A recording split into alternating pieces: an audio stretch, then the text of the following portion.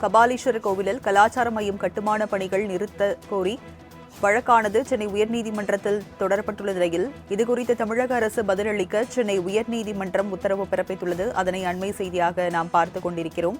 கபாலீஸ்வரர் கோவில் நிலத்தில் கோவில் நிதியில் கலாச்சார மையம் கட்டுமான பணிகளை நிறுத்தி வைக்க உத்தரவானது பிறப்பிக்கப்பட்ட நிலையில் இதுகுறித்து தமிழ்நாடு அரசு பதிலளிக்க சென்னை உயர்நீதிமன்றம் உத்தரவு பிறப்பித்துள்ளது. அதனை அண்மை செய்தியாக பார்த்துக் கொண்டிருக்கிறோம். விவரங்களை செய்தியாளர் கிருஷ்ணா வழங்க கேட்கலாம். கிருஷ்ணா, உயர்நீதிமன்றத்தில் இந்த வழக்கு குறித்த வாதங்கள் முன்வைக்கப்பட்டிருக்கிறது. விவரங்கள் என்ன? சென்னை மயிலாப்பூர் கபாலீஸ்வரர் கோவிலுக்கு சொந்தமாக பசுமை வழிச்சாலையில் இருக்கக்கூடிய 22.80 கிரவுண்ட் நிலத்தில் சுமார் 26.78 கோடி ரூபாய் செலவில் கலாச்சார மையம் கட்டுவது தொடர்பாக கடந்த 2023ஆம் ஆண்டு செப்டம்பர் 4ஆம் தேதி தமிழக அரசு அரசாணை ஒன்றை பிறப்பித்திருந்தது. இந்த கலாச்சார மையம் கட்டுவதற்கு தடை விதிக்க கோரி கோவில் வழிபாட்டர்கள் சங்க தலைவர் TR ரமேஷ் சென்னை உயர்நீதிமன்றத்தில் பொதுநல வழக்கை தாக்கல் செய்திருக்கிறார்.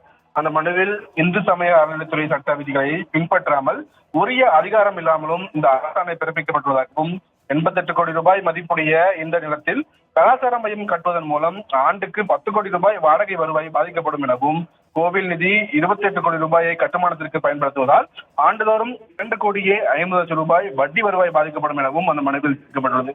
அரசு கலாச்சார மையம் அமைக்க விரும்பினால் அதை கோவில் நிலத்தில் நிதியில் அமைக்க முடியாது எனவும் அரசு நிலத்தில்தான் அரசு நிதியில் அமைத்தால் வரவேற்கத்தக்கது எனவும் திட்ட அனுமதி இல்லாமல் கலாச்சார மையம் கட்ட முடியாது எனவும் மனுவில் கூறப்பட்டிருக்கிறது.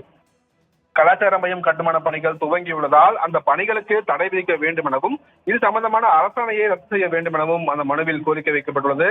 இந்த வழக்கை விசாரித்த உயர்நீதிமன்றம் கோவில் தொடர்பாக ஆட்சேபங்கள் பெறப்பட்டதா என்பது குறித்து விளக்கம் அளிக்கும்படி அறநிலைத்துறைக்கு உத்தரவிட்டிருந்தது.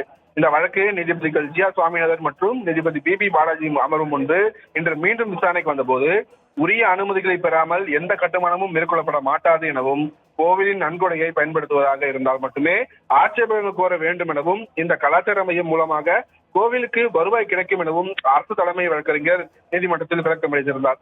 எந்த கட்டுமானமும் மேற்கொள்ளப்பட மாட்டாது என்ற தலைமை வழக்கறிஞரின் உத்தரவாதத்தை பதிவு செய்து கொண்ட நீதிபதிகள் வழக்கை இறுதி விசாரணைக்காக ஜூன் 3வது வாரத்திற்கு தள்ளி வைத்திருக்கிறார்கள். மனுவிற்கு பதிலளிக்கும்படி அரசுக்கும் உத்தரவிட்ட நீதிபதிகள் வழக்கு முடியும் வரை கலாச்சார மையம் கட்டுமான பணிகளை நிறுத்தி வைக்கவும் உத்தரவிட்டிருக்கிறார்கள். ராஜலட்சுமி, விவரங்களுக்கு நன்றி கிருஷ்ணா.